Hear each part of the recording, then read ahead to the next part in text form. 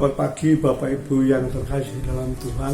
Shalom, salam patuhilan. Sungguh berbahagia pagi hari ini bisa menyapa Bapak Ibu sekalian. Sapa pagi hari ini dengan tema komitmen di dalam Tuhan. Ada seorang PNS yang bernama Prayitno bertugas di suatu daerah terpencil dan agamis.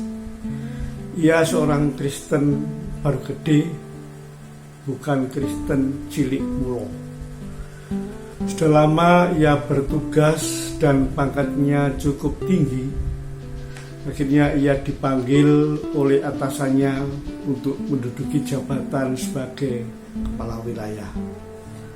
Karena daerah agamis, maka ada syarat khusus yang harus dimiliki dan menyesuaikan, maka ia harus melepaskan keyakinannya. Apa yang terjadi? Ia menolak karena ia telah berkomitmen dengan Tuhannya, ingin menjadi seorang pelayan Gusti, dan ia dilantik menjadi pengurus gereja, atau di gereja kita ini majelis. Meskipun kemampuannya terbatas. Beberapa tahun kemudian karena ketekunannya, ia dilantik menjadi kepala bagian dan sekarang ini orangnya pensiun, namun masih menjadi pengurus gereja. Itulah cerita Pak Prayit dengan segala keterbatasannya berkomitmen dengan Tuhan. Bapak Ibu yang terkasih dalam Tuhan, komitmen adalah suatu perjanjian, suatu kesepakatan antara dua pihak atau lebih. Contoh, komitmen dengan keluarga, komitmen dengan pekerjaannya, komitmen dengan kelompoknya, komitmen dengan Tuhannya, dan lain-lain. Bacaan kita pagi hari ini yaitu Daniel 3 ayat 17 sampai dengan 18 demikian. Jika Allah kami yang kami puja sanggup melepaskan kami dari perapian yang menyala-nyala itu dan dari tanganmu ya Raja.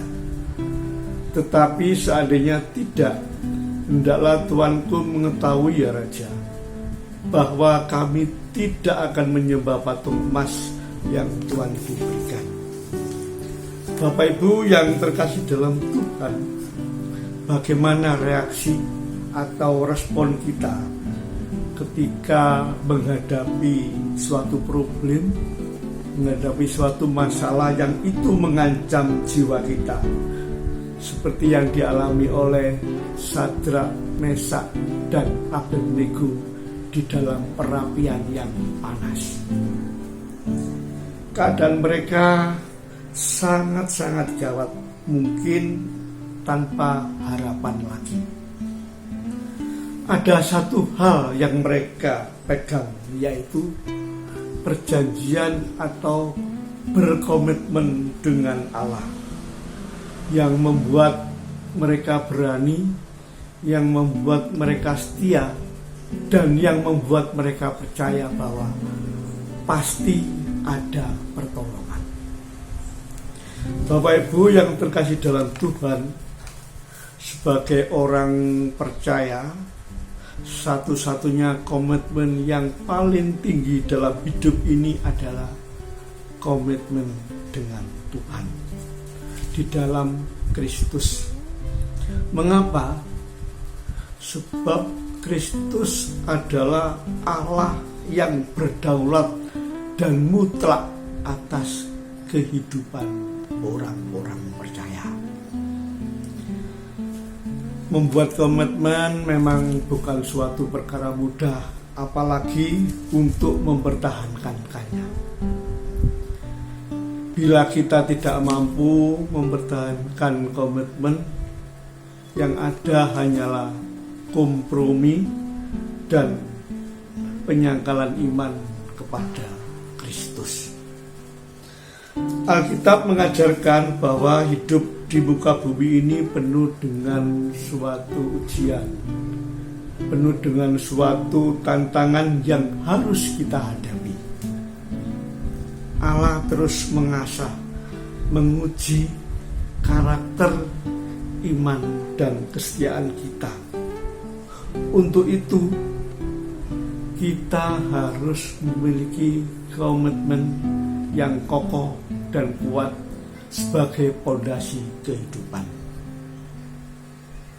Komitmen itu harus selalu diperbarui menuju suatu kesempurnaan dan kebenaran. Roma 12 ayat 2 mengatakan demikian, janganlah kamu menjadi serupa dengan dunia ini, tetapi berubahlah di dalam pembaruan budimu, sehingga dapat membedakan mana kehendak Allah, apa yang baik, yang berkenan kepada Allah, dan sempurna. Tetaplah setia dan berkomitmen dengan Tuhan. Mari berdoa. Bapa yang baik, kami sungguh berterima kasih atas segala sesuatu yang telah Engkau berikan kepada kami, baik di dalam keluarga, pekerjaan, dan juga pelayanan kami. Ajarkan kami ya Tuhan untuk senantiasa tetap setia dan berkomitmen kepadamu.